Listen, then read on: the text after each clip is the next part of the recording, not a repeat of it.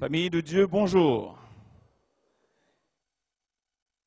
Bonjour à tous nos amis qui nous écoutent par le biais de Radio Espérance. Merci, pasteur Daniel Mila, pour ces quelques mots d'introduction.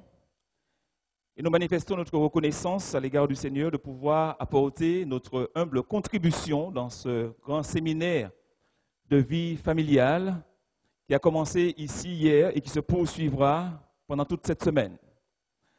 En ce qui me concerne, il m'a été demandé de traiter avec vous le thème « La famille, le dernier rempart contre la crise actuelle de notre société ». La famille, le dernier rempart contre la crise actuelle de notre société. Cette présentation a pour objectif, frères et sœurs, de sensibiliser chaque membre de la famille sur les subtilités des pièges de l'ennemi en identifiant ensemble les armes qu'il utilise à la fin des temps pour arriver ou tenter de séduire le maximum de personnes dans son dernier assaut contre la famille de Dieu.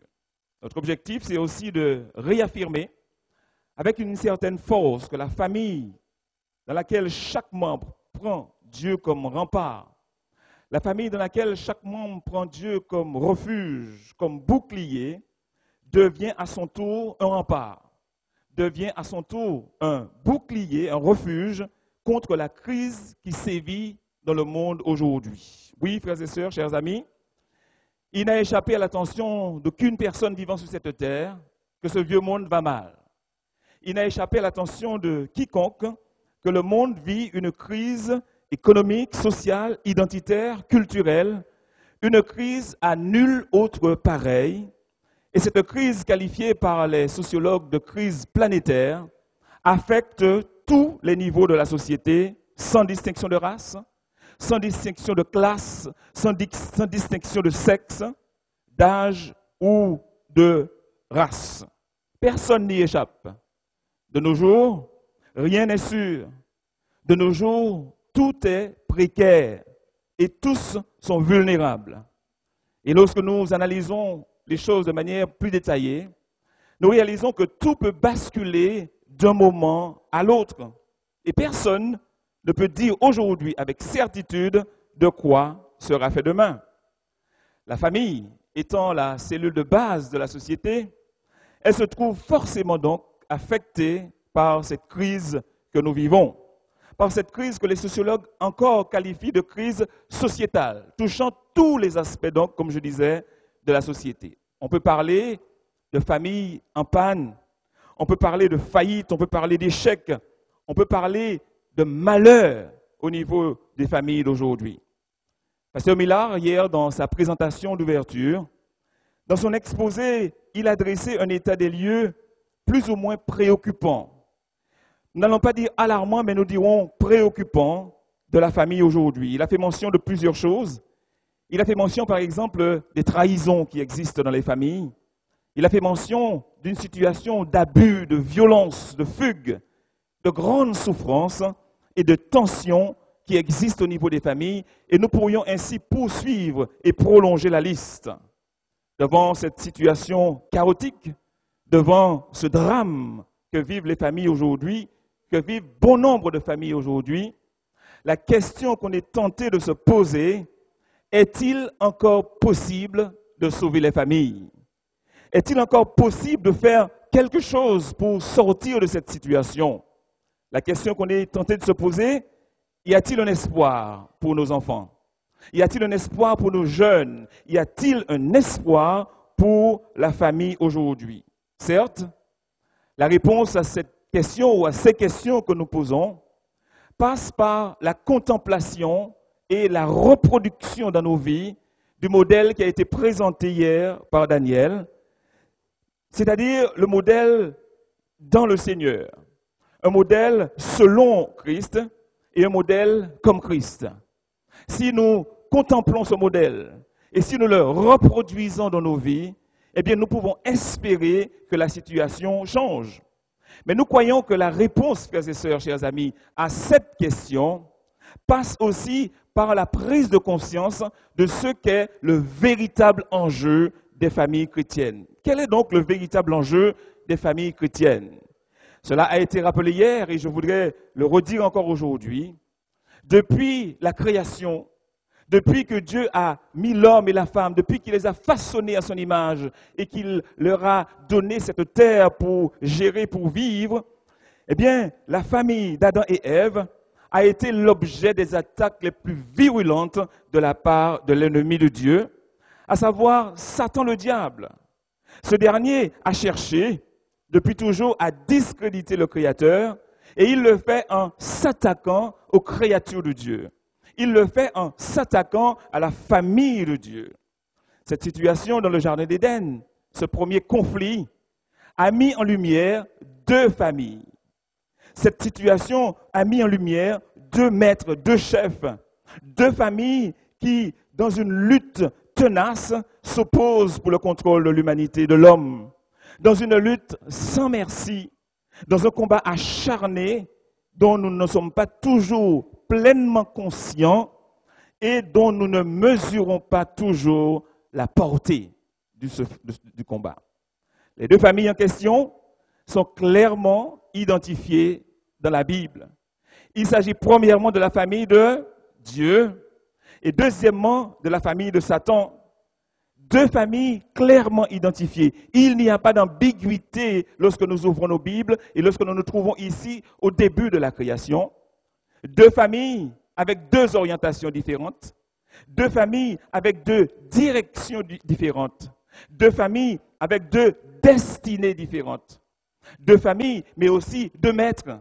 Deux maîtres qui ont chacun un programme différent. Deux maîtres, deux programmes. Deux maîtres, deux méthodes. Alors, quel est le programme de Dieu pour la famille? Le programme de Dieu pour sa famille se trouve dans le livre de Jean, au chapitre 10, verset 10. Jésus déclare, « Moi, je suis venu pour que mes brebis aient la vie et qu'ils l'aient comment? En abondance. » Voilà ici un des éléments des programmes de Dieu. Je suis venu pour que mes brebis aient la vie et qu'ils l'aient en abondance. Le programme de Dieu se trouve encore dans Luc 19, verset 10, « Car le Fils de l'homme est venu chercher et sauver ce qui était perdu. » Voilà ici clairement énoncé le programme de Dieu. Et on pourrait poursuivre encore. Jean chapitre 3, verset 16-17 que nous connaissons par cœur. « Car Dieu a tant aimé le monde qu'il a donné son Fils unique afin que quiconque croit en lui ne périsse point, mais qu'il ait quoi? La vie éternelle. » Le programme de Dieu, c'est que Dieu, en effet, n'a pas envoyé son Fils dans le monde pour qu'il juge le monde, mais pour que le monde soit sauvé par lui. Voilà le programme de Dieu pour la famille. Voilà le programme de Dieu pour l'homme. Et puisque nous avons parlé de deux programmes, puisque nous avons parlé de deux orientations, de deux destinées, eh bien nous allons un petit peu considérer le programme de l'autre.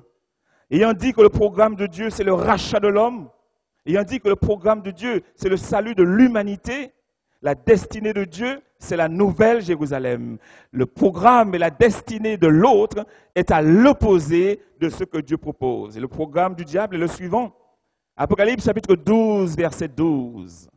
C'est pourquoi réjouissez-vous cieux, et vous qui habitez dans les cieux.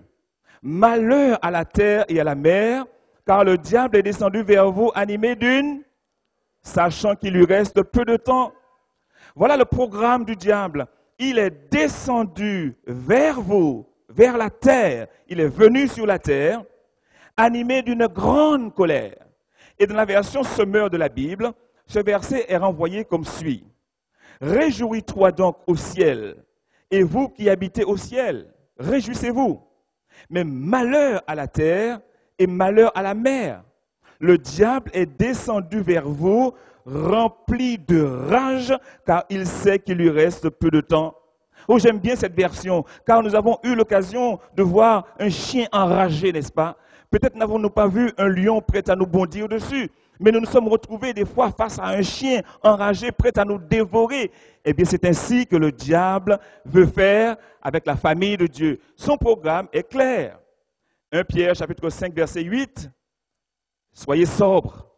Veillez, votre adversaire le diable rôde comment? Comme un lion rugissant, cherchant qui il dévorera. Ce même texte nous est renvoyé dans la version Semeur, que je vous recommande d'ailleurs. Ne vous laissez pas distraire. Soyez vigilants. Votre adversaire le diable rôde autour de vous comme un lion rugissant qui cherche quelqu'un à dévorer. Ici, l'élément supplémentaire que nous avons, ne vous laissez pas distraire. Et c'est justement l'objectif de cette présentation ce matin, que nous ne puissions pas nous laisser distraire par les ruses du diable subtil qu'il utilise pour déstabiliser la famille de Dieu dans ces temps de la fin. Sommes-nous convaincus que nous sommes parvenus au temps de la fin? Nous ne vivons pas des temps ordinaires.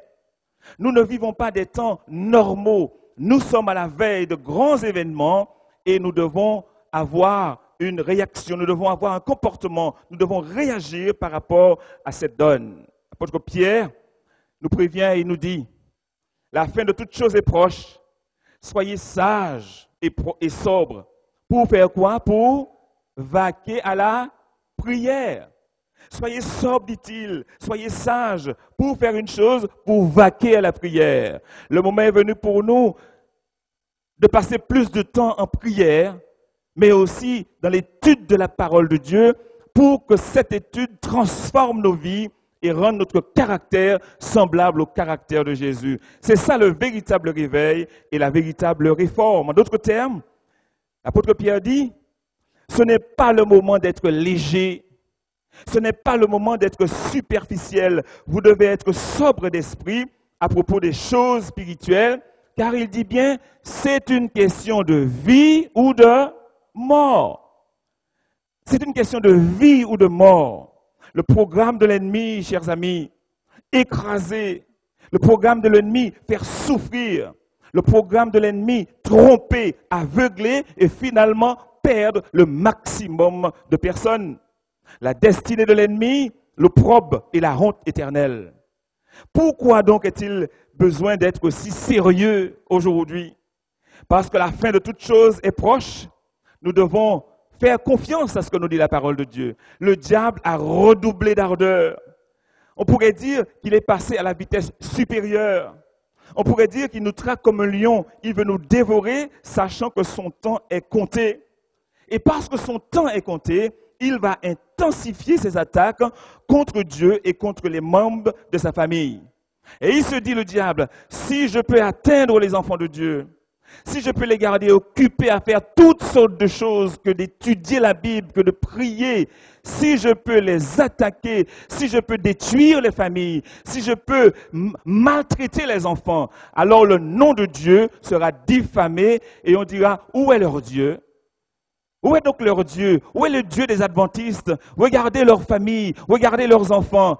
Nous devons comprendre clairement, frères et sœurs, que ceci constitue un objectif du diable en nous attaquant, déshonorer le Créateur.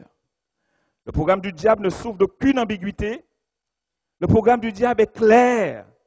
Destruction, anéantissement et perte de l'humanité et en particulier de la famille de Dieu. À mesure que s'approche la fin des temps, et je ne sais pas pour vous, mais je crois que Jésus revient bientôt, n'est-ce pas? Je ne sais pas pour vous, mais je crois qu'il est temps que Jésus revienne. À mesure que l'Église approche sa délivrance, Satan va travailler avec plus de subtilité, plus de ruse et plus de puissance. Vous avez entendu ce que j'ai dit? Satan va travailler avec plus de puissance, plus de ruse et plus de subtilité pour anéantir la famille de Dieu. Ellen White, dans le livre Tragédie des siècles, la tragédie des siècles, la page 13 déclare ce qui suit. Depuis 6000 ans, cet être prodigieusement intelligent, autrefois le plus éminent des anges, s'est consacré tout entier à une œuvre de séduction et de ruine. Écoutez ce qu'elle dit encore. Toutes les ressources de son habileté néfaste, toute sa subtilité, il les mettra en œuvre dans son dernier assaut contre le peuple de Dieu. En d'autres termes, il mettra le paquet, mais il le fera avec beaucoup de ruse. Il ne viendra pas déguisé en toutes sortes de choses pour nous effrayer, mais il le fait subtilement. Et ce matin, nous voulons essayer par la grâce de Dieu de dévoiler et de mettre en lumière ces différentes ruses et ces subtilités. En d'autres termes, Satan et ses anges ont un vaste programme. Ils ont un vaste projet. Et chaque fois que Dieu fait quelque chose pour son peuple, lui, il a une contrefaçon. Dieu dit, j'ai un projet, je connais le projet que j'ai formé pour vous. Satan dit, moi aussi, je connais le projet que j'ai formé pour vous, mais nous n'avons rien à craindre. Si nous vivons selon le modèle qui réussit, alors le diable sera en déroute et le nom de Dieu sera glorifié. Oui, frères et sœurs, pour ce faire, le diable emploiera tous les moyens possibles et imaginables. Ces moyens sont de plus en plus fins. Ces moyens sont il est de plus en plus affûté. Et malheureusement, beaucoup d'entre nous nous laissons séduire. Et alors, certains chrétiens pensent qu'il ne faut pas trop parler du diable. Certains chrétiens pensent que ce n'est pas correct, ce n'est pas politiquement correct de parler du diable, parce qu'on dit que ça lui fait de la pub. Mais ce matin, je ne fais de pub pour autre que pour Jésus-Christ, notre Sauveur. Mais nous voulons non pas faire de la pub pour le diable, mais nous voulons que chacun soit conscient de ce qui se passe derrière la scène. Nous voulons que chacun soit conscient que nos vies ne se déroulent pas simplement comme cela. À chaque instant de nos vies, il y a des forces qui essaient de nous contrôler. À chaque instant de nos vies, Satan a préparé un piège pour chaque enfant de Dieu. Tous ceux qui veulent se donner à Jésus-Christ, tous ceux qui veulent consacrer leur vie à Jésus, Satan dit, attends-moi et mon trésor. Mais nous n'avons rien à craindre. Craignez-vous quelque chose? Nous n'avons rien à craindre. Il ne s'agit surtout pas de faire de pub, mais plutôt de dénoncer les ruses et les tromperies de l'ennemi. En parcourant les Saintes Écritures, et je le dis pour ceux qui pensent qu'on ne devrait pas trop parler de lui, il y a peu de personnages bibliques qui soient si clairement et si intensément identifiés. Il est décrit comme étant Lucifer dans la Bible. Il est décrit comme étant Satan dans la Bible. Il est décrit comme étant le diable, le trompeur, le gêneur, le mauvais, l'usurpateur, l'imposteur. Vous voulez encore? L'accusateur, le dévorateur. Il est décrit comme étant le Dieu de ce monde, le prince des ténèbres, le serpent ancien. Et on pourrait poursuivre encore, mais nous allons voir que chacun de ces noms nous révèle quelque chose sur son caractère et sur le plan qu'il a mis en place pour détruire la famille de Dieu. Ces descriptions, frères et sœurs, chers amis, nous disent très clairement que le diable est réel. Et nous savons de par les Écritures qu'il a de la puissance, il possède un vrai pouvoir de séduction. S'il a essayé de séduire Jésus, s'il a pu séduire ceux qui sortaient des mains du Créateur, qu'adviendra-t-il de nous qui avons tant d'années de péché, on va le dire ainsi? Il est à l'œuvre sur la terre, il est à l'œuvre dans nos villes, il est à l'œuvre dans nos vies individuelles, il est à l'œuvre dans nos églises, oui, dans nos églises, il est à l'œuvre dans nos maisons, il est à l'œuvre dans nos familles, et nous ne devons pas ignorer ses méthodes et sa stratégie. Alors, nous rentrons un peu plus en profondeur. Comment est-ce qu'il s'y prend, Satan? Comment est-ce qu'il s'y prend pour toucher chaque membre de la famille? Dans son arsenal, il a prévu une arme appropriée pour chaque composante de la famille. Il dit, si j'arrive à capter, par exemple, l'attention des enfants, si j'arrive à capter l'attention des enfants, j'aurai remporté une victoire, car ils seront à moi tout le reste de leur vie. C'est ce qu'il se dit. Et alors nous allons nous dire, mais franchement, comment est-ce qu'il peut capter l'attention des enfants? Eh bien, ne nous trompons pas. Ne nous trompons pas du moins. Ellen White, dans le livre Foyer chrétien, la page 193, le Foyer chrétien, page 193, voilà ce que la servante du Seigneur déclare. Une vigilance permanente doit être exercée à l'égard de nos enfants par ses multiples stratagèmes. Satan commence son action sur leur tempérament et leur volonté dès leur naissance. Leur sécurité dépend de la sagesse et des soins vigilants des parents. Avons-nous entendu cela? Il est dit que par ces différents stratagèmes, ces multiples stratagèmes, Satan commence son action sur le tempérament et la volonté des enfants dès leur naissance. Et certaines personnes iront encore plus loin pour dire que dès le sein de la mère, lorsque l'enfant est encore dans le sein de la mère, les réactions des parents, l'état d'âme des parents, tout ceci, Satan va utiliser cela pour communiquer à l'enfant des dispositions. Il arrive dans le monde avec vraiment des dispositions négatives parce que nous ne sommes pas toujours conscients de l'impact que notre comportement peut avoir. Toujours dans le livre Foyer chrétien, page 507, il est dans toute l'acceptation du terme un imposteur et un charmeur habile. Il dispose de nombreux filets délicatement tissés qui paraissent inoffensifs. Vous avez entendu ça? Il dispose de nombreux filets délicatement tissés qui paraissent inoffensifs, mais qui sont tendus avec ruse pour que les jeunes, les enfants et les imprudents viennent s'y perdre. Et alors, parmi ces filets qu'il tisse et qu'il dresse devant nos enfants de manière délicate, de manière particulière, eh bien, nous pourrons citer ce matin, par exemple, les jeux vidéo et les multimédias. Ce qu'on appelle les multimédias. Par exemple, je lisais un petit peu sur un jeu vidéo des enfants qui n'est presque plus à la mode maintenant parce que ça va tellement vite et c'est remplacé rapidement par d'autres jeux. Il s'agit du jeu Pokémon. Aujourd'hui, tout le monde sait que Pokémon signifie Pocket Monster, monstre de poche. Vous saviez ça, n'est-ce pas?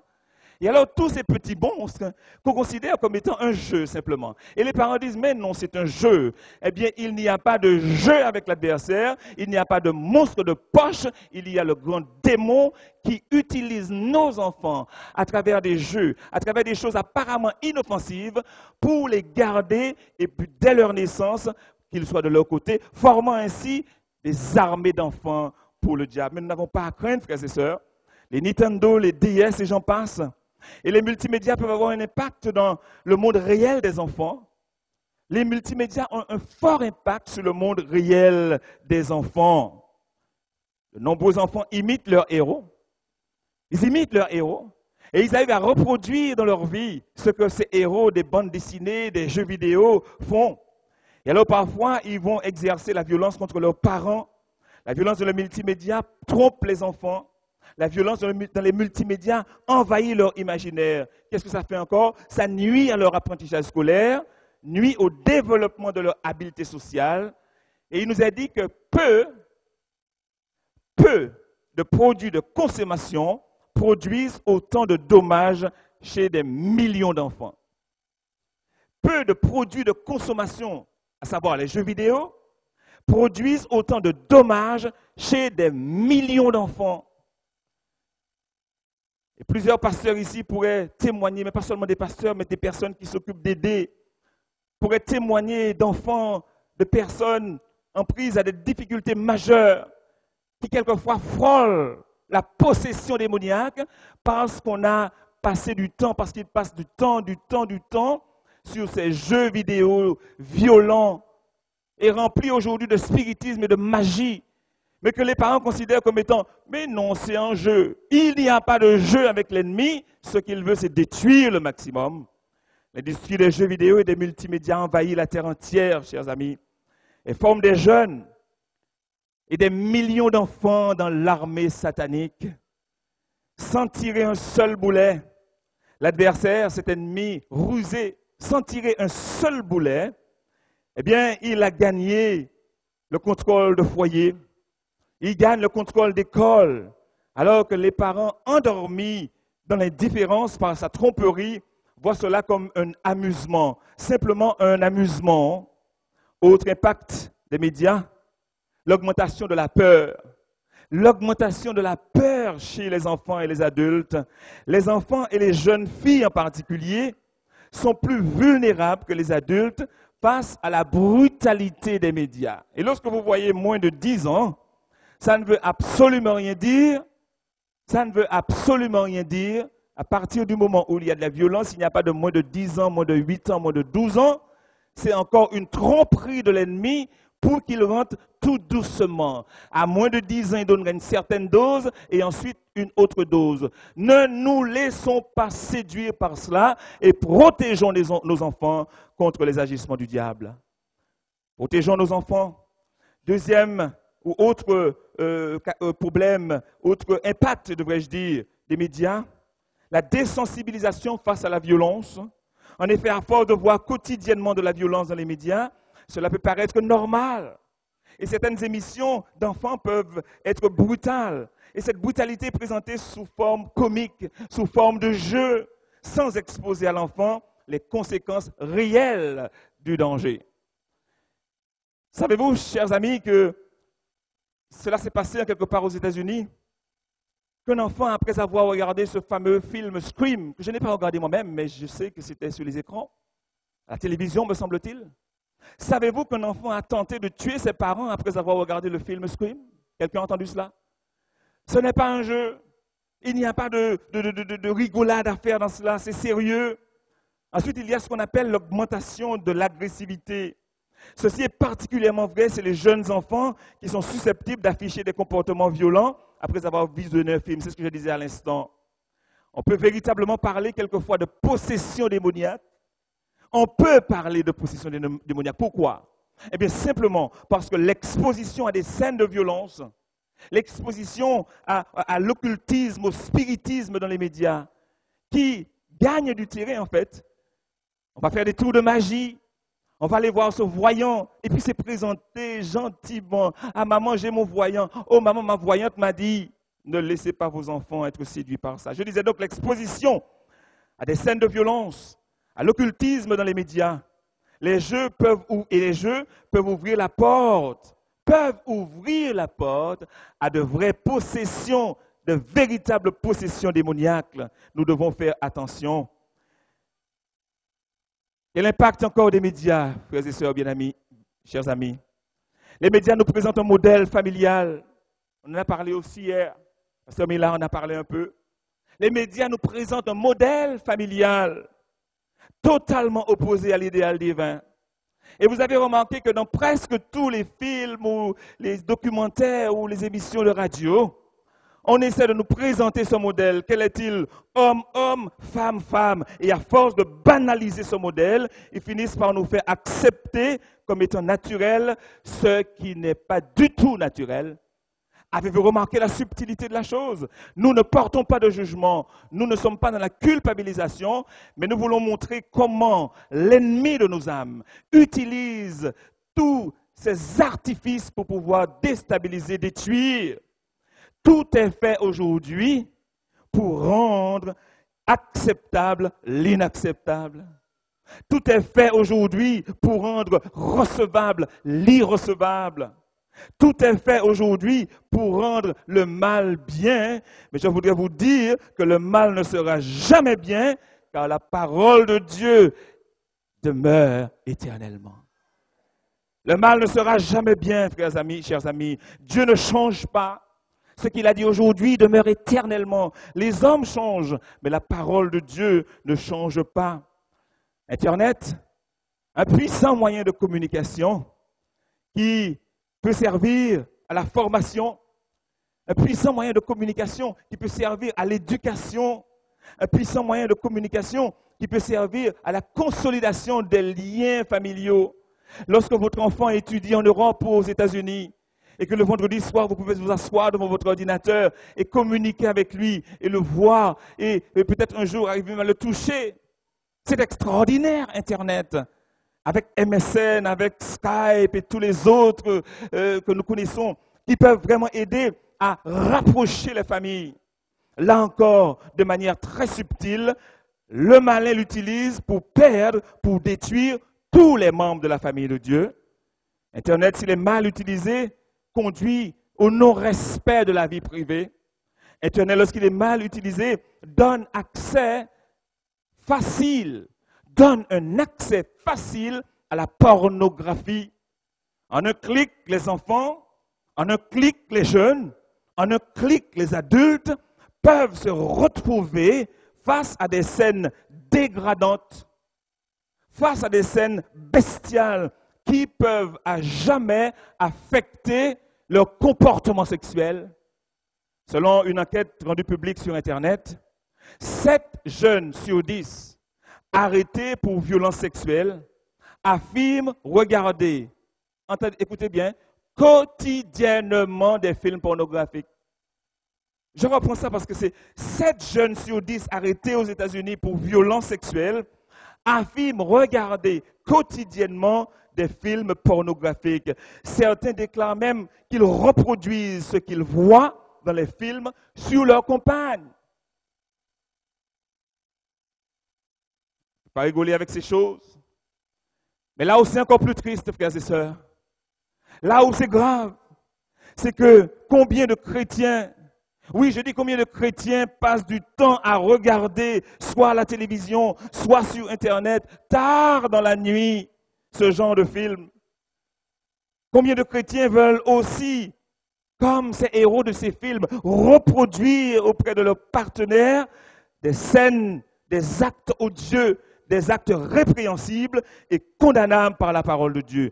Comprenons que c'est un piège de l'ennemi. C'est un piège du diable. Pourquoi faire? Pour salir. C'est un piège du diable pour souiller, pour polluer l'acte sexuel qui, dans le plan de Dieu, est le moyen le plus puissant de communication, le moyen le plus puissant d'échange entre deux personnes qui s'aiment selon la volonté du Seigneur. Mais rassurez-vous, mon collègue et ami, pasteur Gély, vous parlera un peu plus de sexualité dans le courant de cette semaine. Mais nous avons voulu dès maintenant que nous soyons conscients de ces choses. Internet est un vrai tissu, une vraie toile de mensonges pour nos enfants et pour nos ados. Le sexe y est abordé de la façon la plus dégradante et la moins valorisante. Internet favorise ce qu'on appelle la cyber-intimidation. Cela signifie simplement qu'on peut faire des chantages à des enfants et à des jeunes. On peut les menacer. On peut faire pression sur eux. Et vous avez certainement vu à la télévision des reportages de ces prédateurs qui recherchent des enfants, qui recherchent des jeunes. Ces prédateurs, ce sont quoi? Ce sont des pédophiles, ce sont des magiciens, ce sont des voyants. Et Internet est un terrain fertile. Nous ne pouvons pas, en tant que parents, simplement dire aux enfants, ordinateur là fait ça au lait. Nous ne pouvons plus faire cela. Alors on pourrait dire, mais je ne m'y connais pas. Mais on peut de temps en temps jeter un œil. C'est vrai qu'il faut faire confiance à nos enfants, mais le diable ne fait confiance à personne, il n'a pitié pour personne et il s'attaque directement aux enfants, aux plus jeunes enfants. Vous imaginez ce que c'est? Qu'un homme d'un âge mûr puisse se mettre derrière son ordinateur et donner rendez-vous à une jeune enfant de 6-7 ans. Et naïve, cet enfant part de chez elle, parcourt des kilomètres et rencontre ce bourreau qui va la violer, qui va la maltraiter, qui va la couper en morceaux et qui va la lâcher quelque part sur la route. Ce n'est pas un jeu. Nous ne sommes pas dans un monde favorable. Nous sommes dans un monde méchant, dirigé par Satan, et ne nous trompons pas. Au fur et à mesure que nous avançons, il va encore intensifier ses attaques. Internet ouvre la voie aussi à des contenus violents et haineux, nous l'avons dit, de certains clips qui poussent à la violence, sans compter tous les messages subliminaux qui sont transmis à nos enfants à notre insu, sans compter l'addiction au jeu. Certains deviennent accros et ne peuvent plus s'alimenter et doivent passer des heures toute la journée derrière leur petit écran. Nous avons eu l'occasion de rencontrer une jeune fille qui était amaigrie, qui était défigurée et qui n'arrivait pas à laisser sa chambre juste pour tenter de manger, de boire quelque chose pour ensuite renvoyer dans les vestiaires, dans le WC, pour retourner à son ordinateur. C'est terrible, frères et sœurs. C'est vrai que ça n'arrive pas à tout le monde, mais sachez une chose, c'est que ça n'arrive pas d'un trait, ça n'arrive pas comme cela. Quelquefois, ce sont des habitudes. Quelles sont encore les subtilités de l'ennemi dans le domaine alimentaire, dans le domaine de l'alimentation, où le diable a un programme précis pour les enfants et pour les familles? Il y a l'arrivée de ce qu'on appelle les fast-foods ou de la restauration rapide. Vous allez me dire, mais qu'est-ce que cela a à voir? Je vous dirai tout de suite ce que cela a à voir. Plus que l'alimentation, le fast-food est devenu aujourd'hui un mode de vie. Et apparemment en Chine ou au Japon, je ne sais plus, un de ces pays, on ne vous fait pas payer la nourriture que vous consommez, mais vous payez pour le nombre de temps que vous passez au restaurant. C'est pour vous dire que ce qui importe, ce n'est pas la santé des gens. Ce qui importe, c'est le profit au détriment de la santé de la population. Plus qu'un aliment donc, plus qu'une alimentation, c'est un style de vie. C'est le style de vie des gens pressés qui ne veulent pas perdre de temps. Et alors, le bon repas familial où les enfants pouvaient participer, le bon repas familial avec des produits du terroir, le bon repas familial où tout le monde prenait plaisir à s'asseoir autour de la table, à parler de tout et de rien et à déguster ces bonnes choses préparées par maman, par papa et par les enfants. Toutes ces choses disparaissent. Ce repas familial qui favorisait le partage, la communication, la convivialité et la construction du tissu familial, le diable fait en sorte que toutes ces choses soient mises de côté et que tous nous nous retrouvions là où il voudrait que nous soyons. Quels sont les risques pour la santé, Dr Canor? Au court et moyen terme, à court terme, cette nourriture produit de la lourdeur d'esprit, la léthargie et de l'avidité. Et à long terme, eh bien c'est quoi? Dans le pays de l'oncle Sam, c'est l'obésité, c'est l'hypertension artérielle, c'est des maladies cardiaques, c'est le diabète, c'est la dépression, c'est les troubles de la vésicule biliaire, c'est le cancer et autres. Mais je laisse le soin à Dr Canor et à son équipe de développer davantage dessus. Mais vous devez savoir, là encore, frères et sœurs, chers amis, nous avons parlé de l'Internet pour les enfants. Qu'en est-il du programme alimentaire? Qu'en est-il de l'alimentation pour les enfants? Pour un petit enfant, l'attrait du fast-food vient autant de la nourriture que du Happy Meal qu'il trouvera dans son repas. Et je n'ai cité qui que ce soit. Mais il y a un engouement pour ces petits jeux, pour ces choses. Et alors, d'après l'association américaine de Center for Science in Public Interest, c'est une stratégie, écoutez bien, c'est une stratégie de séduction qui est injuste, trompeuse et illégale et porte atteinte à la santé des enfants en promouvant une habitude alimentaire déséquilibrée. Ce n'est pas une église qui dit ça, c'est une association d'État, une association, pas d'État, mais une association non chrétienne qui le dit. C'est une stratégie de séduction. Cette stratégie est injuste, nous est-il dit. Elle est trompeuse et elle est illégale, mais elle va garder nos enfants. Elle va garder nos enfants dans une habitude alimentaire qu'ils vont poursuivre toute leur vie. Il nous a dit que les fast-foods ont bien compris que les enfants sont l'avenir de leur succès et ils essaient de les fidéliser très jeunes de façon que toute leur vie, ils puissent rechercher leur plat préféré. Alors, on n'avait pas pensé à tout cela, n'est-ce pas? Mais là encore, c'est une stratégie bien orchestrée de l'ennemi. Autre stratégie de l'ennemi, frères et sœurs, chers amis. Autre stratégie de l'ennemi pour détruire la famille de Dieu, pour porter atteinte au nom de Dieu, pour que la famille ne soit pas le dernier rempart contre la crise actuelle de notre société, eh bien, c'est de surcharger les parents de travail. On n'a jamais assez travaillé, toujours quelque chose d'autre à faire. Surcharger les parents de travail, et tenez-vous bien, et d'activités ecclésiales.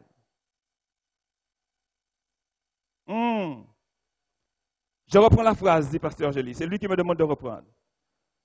Autre stratégie de l'ennemi, surcharger les parents de travail et d'activités, y compris d'activités ecclésiales.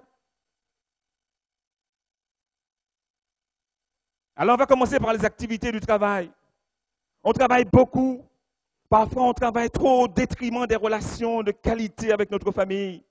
Et dans cette course effrénée, du matérialisme, il faut posséder et il faut encore posséder.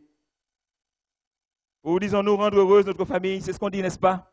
Je travaille pour le bien de ma famille. Et lorsque l'épouse dit au mari, mais chérie, Ça fait combien de dimanches je ne te vois pas, on ne sort pas avec les enfants. Le mari va s'empresser de répondre, mais doudou, c'est pour ton bonheur, c'est pour le bonheur des enfants. Et la femme a envie de dire, je n'ai pas besoin de ce bonheur-là. Ce que j'ai besoin, c'est que nous passions du temps ensemble. Ce que j'ai besoin, c'est que nous sortions avec les enfants. Ce que j'ai besoin, c'est qu'avec le peu que nous avons, nous vivions véritablement. À quoi cela sert-il d'avoir des millions et des relations exécrables? Et des enfants qui ont les derniers cris, les derniers djinns, les derniers, tout ce que vous voulez, mais qui sont malheureux et en plus mal élevés.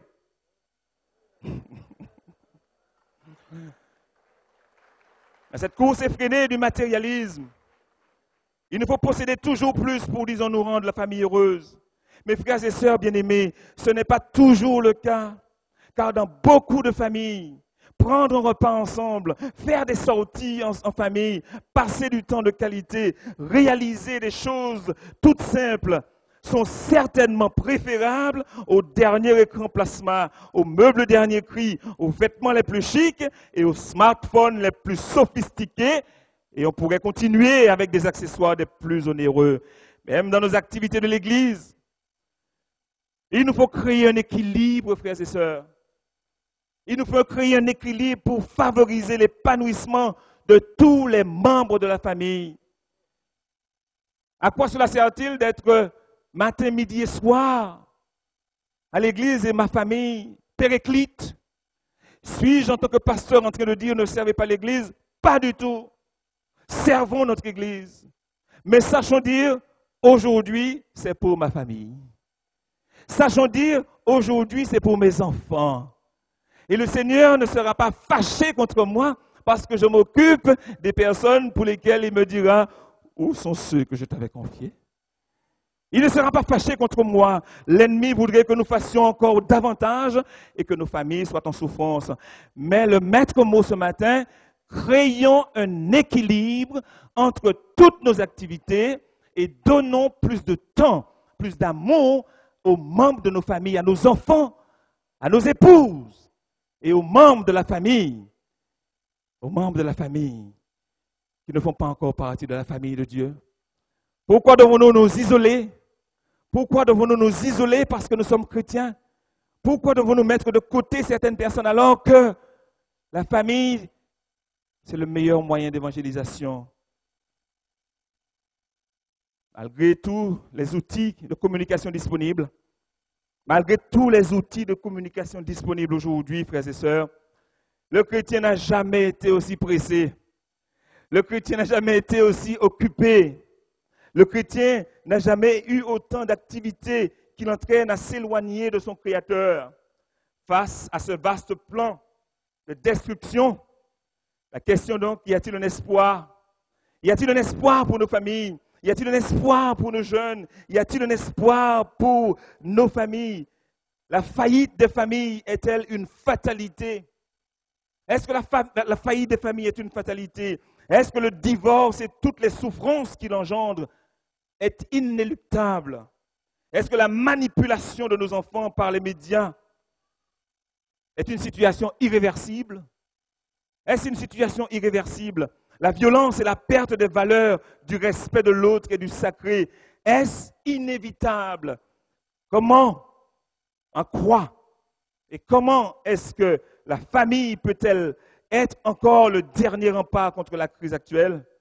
Dans le plan originel de Dieu, bien-aimé, la famille était destinée justement à être un arbre de paix. Dans le plan de Dieu, la famille était destinée à être un arbre de paix pour tous les membres. Et au-delà de ceci, un rempart et un modèle pour toute la société. C'est ce que Mme White déclare dans le livre Au foyer chrétien. Le foyer chrétien est une leçon de choses. La mission confiée au foyer chrétien s'étend bien au-delà du cercle familial. Un tel foyer doit être une véritable leçon de choses pour tous ceux qui l'entourent, illustrant l'excellence des vrais principes. L'influence exercée par ce foyer sur les cœurs sera en puissance supérieure au plus beau. Vous n'êtes pas ça? J'ai entendu derrière moi, mais je vais l'entendre là. Je reprends. L'influence exercée par ce moyen sur les cœurs sera supérieure au plus beau sermon. L'influence exercée par les familles ordonnées sur ceux que nous appelons du dehors aura une influence bien plus supérieure à tous les sermons que nous pourrions prononcer. En d'autres termes, ce que nous sommes parle beaucoup plus fort que ce que nous disons. Amen. Ce que nous sommes parle beaucoup plus fort que ce que nous disons.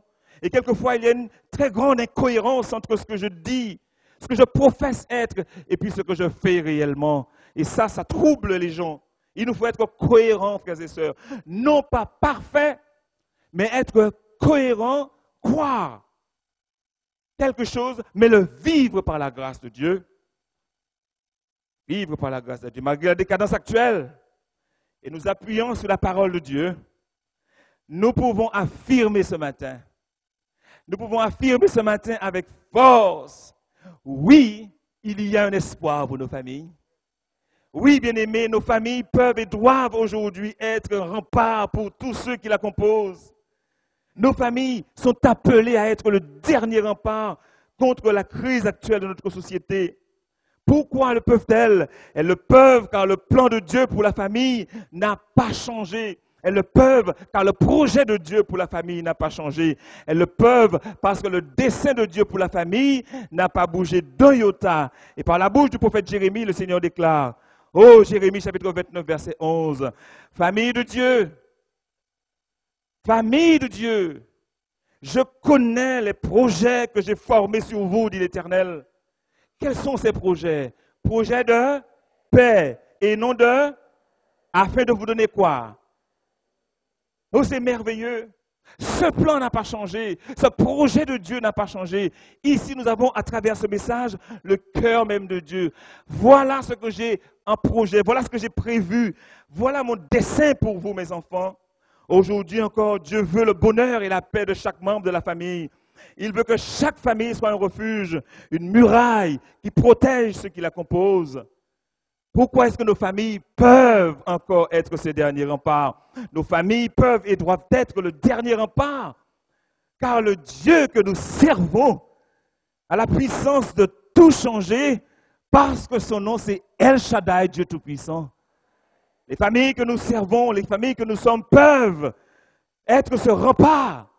Car le Dieu que nous servons est Jéhovah Jireh, l'Éternel pourvoira aux besoins de chaque membre de la famille. Le Dieu que nous servons peut encore nous aider. Nos familles peuvent devenir ce rempart. Nos familles doivent le devenir. Car elles le peuvent, car en Jéhovah Nissi, l'Éternel sera la bannière derrière laquelle se rangera tous les membres de la famille. Elles le peuvent parce qu'en Jéhovah Raha, l'Éternel veut être le berger de la famille qui ne manquera de rien du tout aussi longtemps que ses yeux seront fixés sur le Maître. Oui, frères et sœurs, elles le peuvent. Elles le peuvent, car en Jéhovah Shammah, l'Éternel est présent au milieu des combats. Amen. Elles le peuvent, elles le peuvent, elles le peuvent, car l'Éternel est le réparateur des brèches. Il est le réparateur de brèches. Par la bouche du prophète Ésaïe, l'Éternel déclare, il ne brisera point le roseau cassé. Il n'étreindra point la mèche qui brûle encore. Il n'éteint pas la mèche qui brûle encore.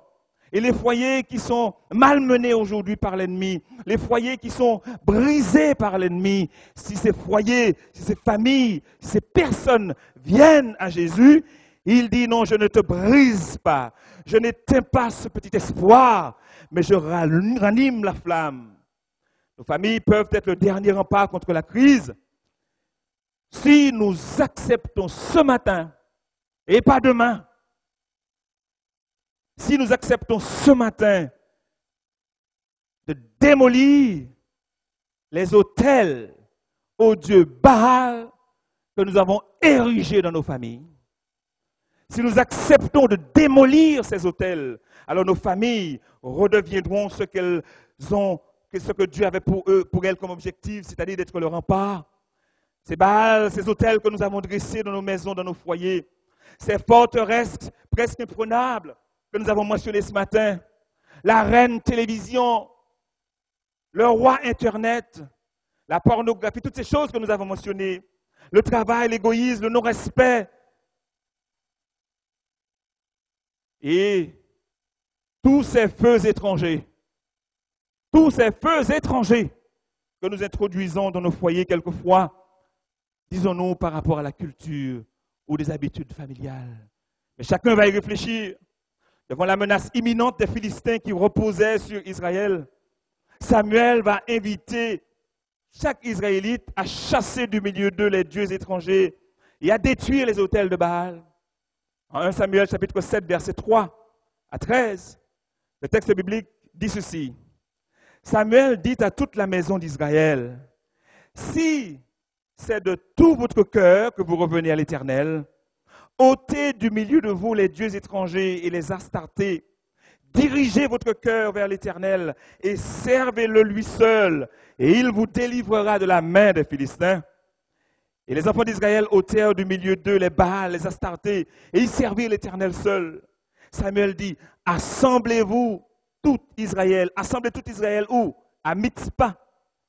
Et je prierai l'Éternel pour vous. Et ils s'assemblèrent à Mitzpah. Ils puisèrent de l'eau et le répandirent devant l'Éternel.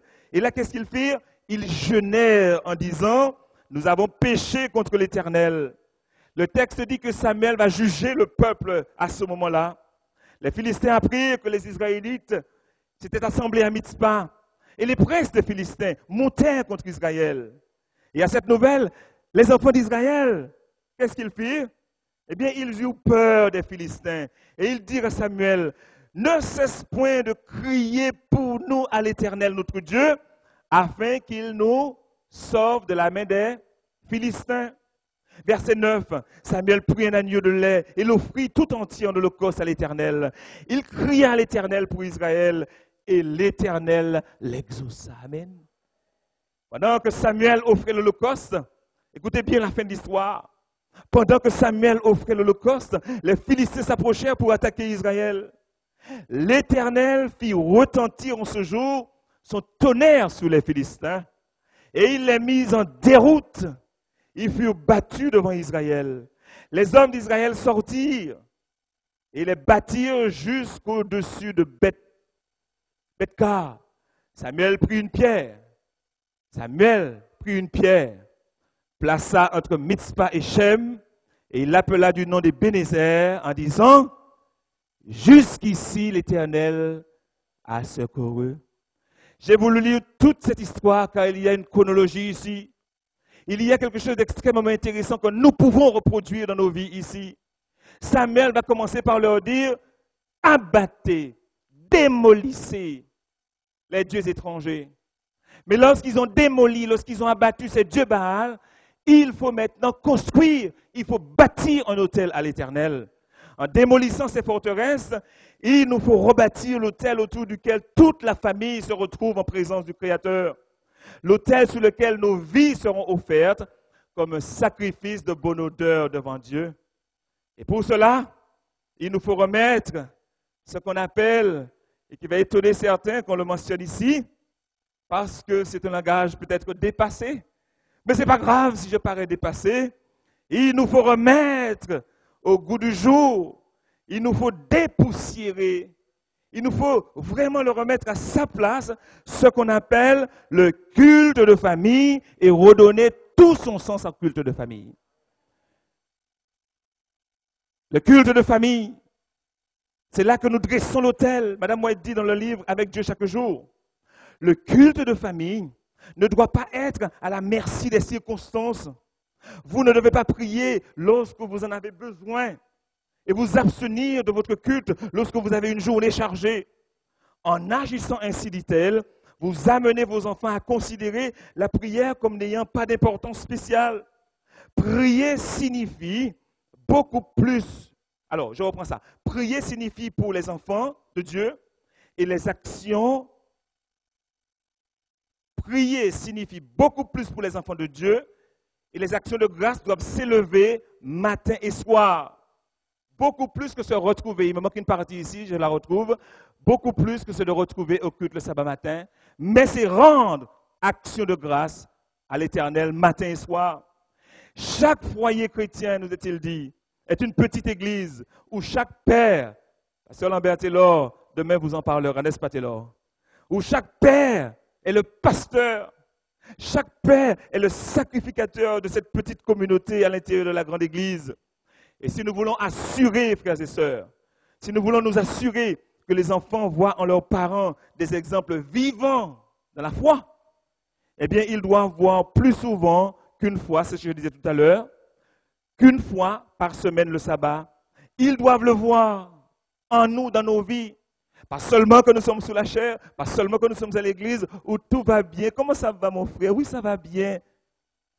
Et des fois, les enfants se disent, messieurs, si vous saviez, il faut arrêter cette incohérence.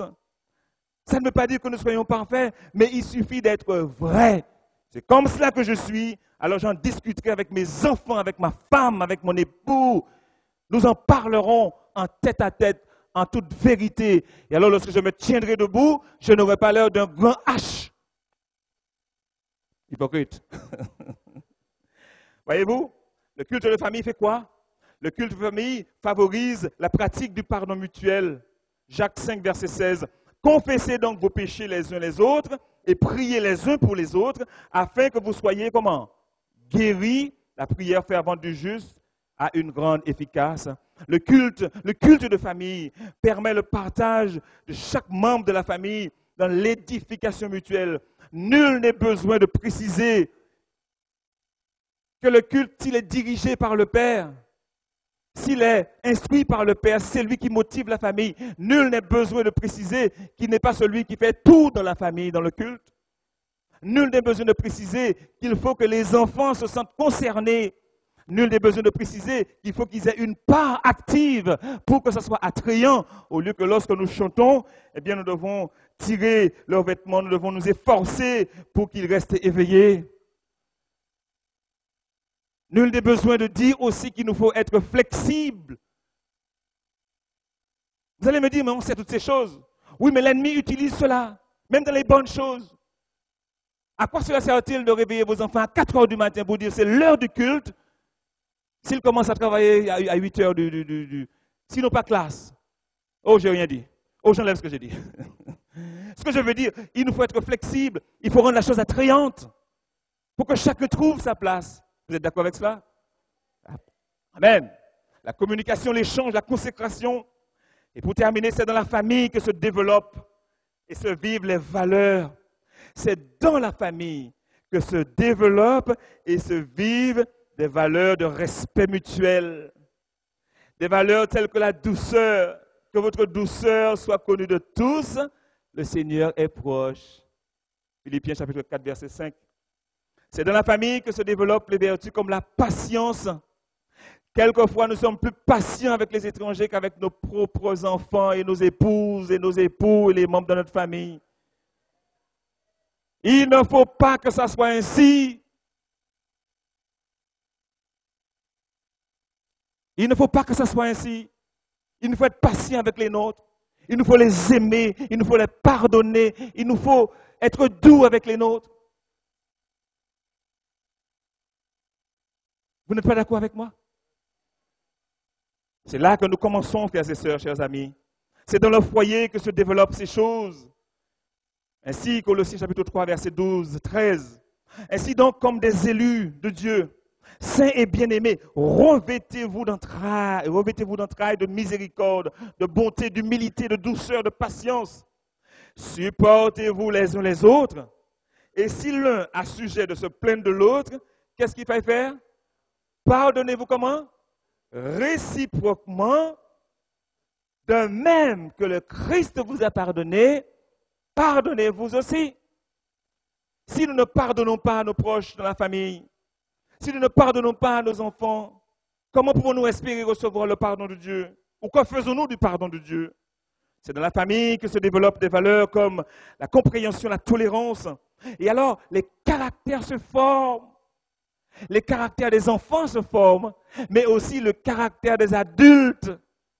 Car nous sommes appelés, pour les couples, pour monsieur, madame, nous sommes appelés à devenir une seule chair, n'est-ce pas? Et alors, lorsque la chair reprend sa place, eh bien, il y a des petites choses et nous sommes appelés à nous organiser pour qu'à travers le pardon, la compréhension, le dialogue, nous puissions arriver à cela. Il y a un chemin, il y a des étapes à franchir. Jésus n'a pas dit que ce serait facile, mais il a dit que c'est possible. Mais l'ennemi nous dit non, ce n'est pas possible. Ça n'a pas qu'à aller divorcer. Et aujourd'hui, on divorce pour 3 fois rien. Pasteur Milan nous en parlera peut-être après. En concluant ce message ou cette présentation, chers amis, pour que nos familles soient le dernier rempart contre la crise actuelle, il faut redéfinir nos priorités.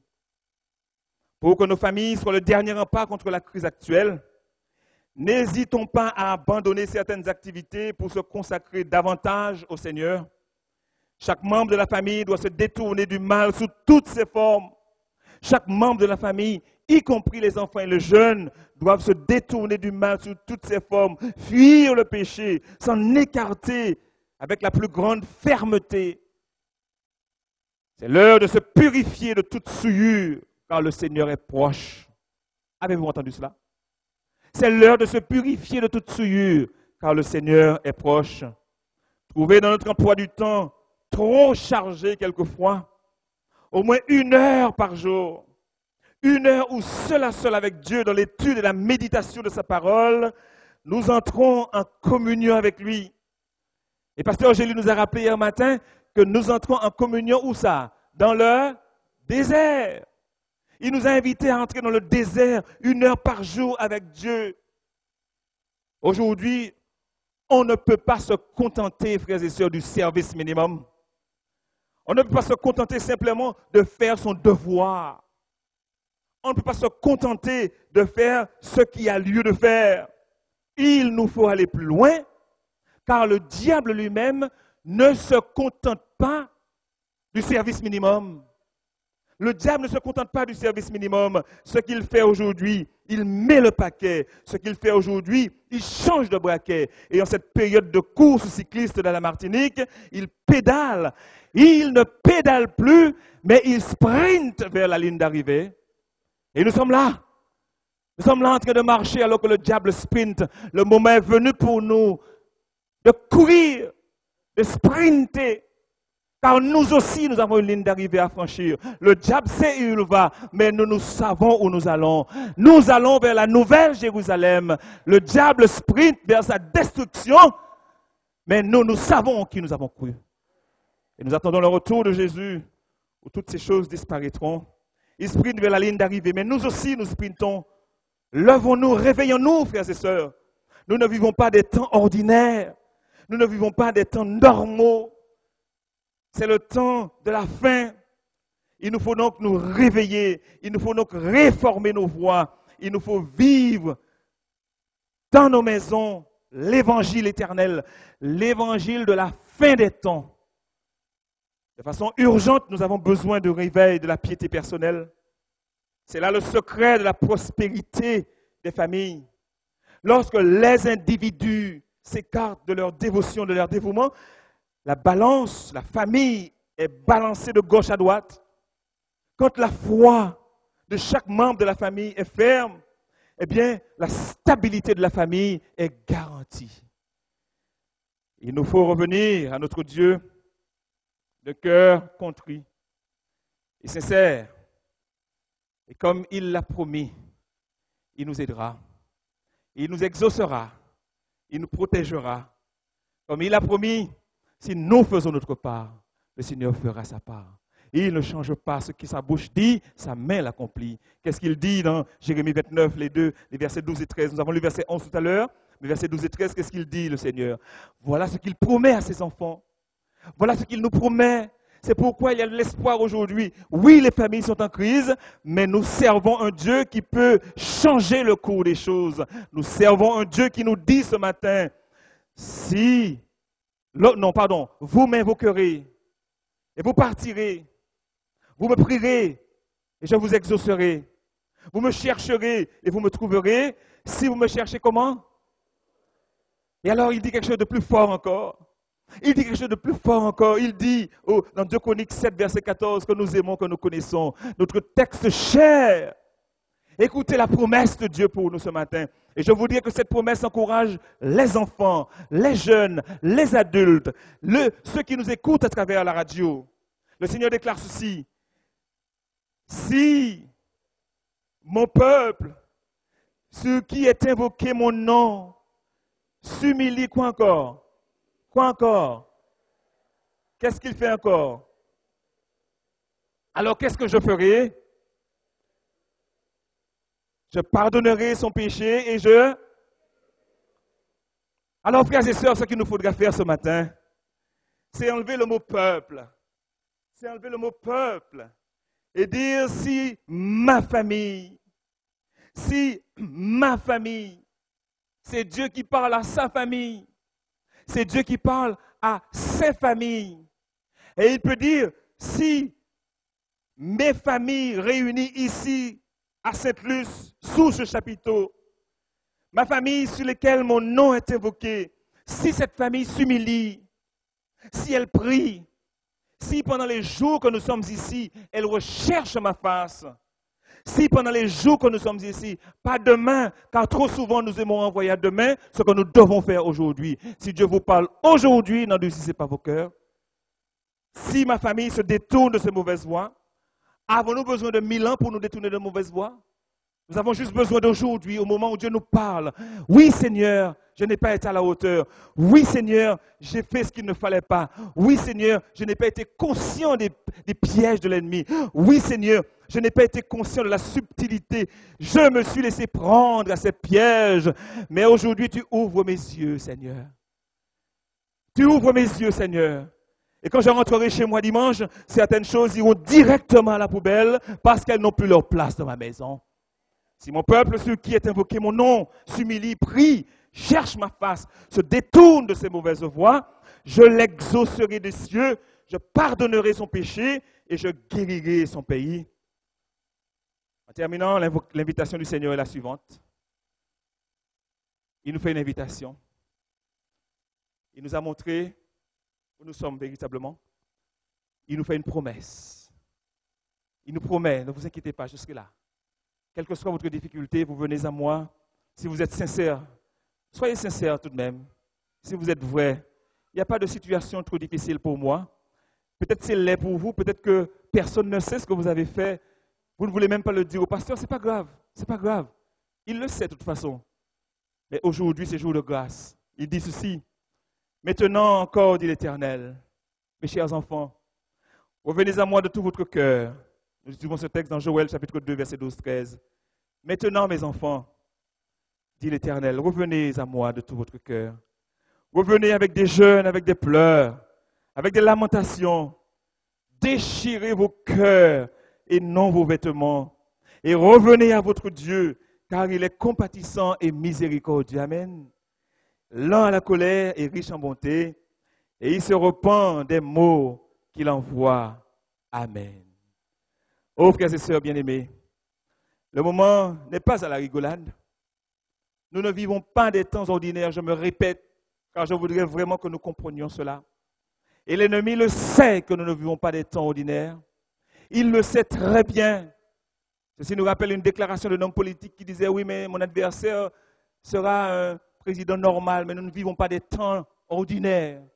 Eh bien, nous pouvons dire encore avec plus de force, le peuple de Dieu aujourd'hui ne doit pas être un peuple normal, ne doit pas être un peuple qui vit le service minimum, mais doit être un peuple d'avant-garde, un peuple qui se lève, un peuple qui n'a pas peur d'annoncer Jésus, un peuple qui n'a pas peur de mener les réformes qu'il faut dans sa vie, dans sa famille, sur le plan personnel. Quel que soit ce que ça va vous coûter de perdre des amis, ça va vous coûter peut-être de perdre un travail. Quel que soit ce que ça va nous coûter, aujourd'hui, cela vaut la peine de déchirer nos cœurs. Ne déchirons pas nos vêtements. Oh, peut-être que nous aurons besoin de déchirer quelques vêtements. Oh, peut-être que nous aurons besoin de déchirer quelques vêtements. Peut-être. Ah, je crois vraiment. En y réfléchissant, je crois vraiment. Mais nous avons surtout besoin de déchirer nos cœurs. Nous avons surtout besoin d'ouvrir nos cœurs et d'être vrais, vrais, sincères. Ce n'est pas la peine de jouer à cache-cache. Ce n'est pas la peine de faire faux semblant. Le Seigneur connaît toutes choses. Ce qu'il attend de nous, c'est que nous puissions lui ouvrir nos cœurs. Alors que nous allons prier dans quelques instants, Pasteur Gély va nous conduire dans le moment de prière. Je voudrais demander ce matin, très solennellement, à tous ceux qui se sentent interpellés par la parole de Dieu, non pas la parole du prédicateur, ceux qui se sentent interpellés par la parole de Dieu et qui veulent dire, Seigneur, oui, j'ai erré nom de toi. Oui, je l'ai fait par ignorance, Seigneur. Oh, peut-être certaines choses, je l'ai fait en connaissance de cause, mais peu importe, quel que soit, je sais que tu pardonnes. Tu nous invites à revenir à toi. Seigneur, ce matin, je voudrais déchirer mon cœur et revenir à toi. Je voudrais te remettre ma vie. Je voudrais un renouveau au niveau de ma famille. Je voudrais un réveil au sein de ma famille. Je viens à toi. Tous ceux qui voudraient faire cette prière, voulez-vous vous lever avec nous alors que nous allons prier? Ceux qui veulent vraiment faire cette prière, le Seigneur exaucera notre prière. Il bénira son assemblée et il reviendra très bientôt nous chercher. Que Dieu vous bénisse, frères et sœurs. Persévérons. Très bientôt, notre Maître, notre Seigneur apparaîtra. Et si nous sommes fidèles, alors nous régnerons avec lui pour toujours. Amen.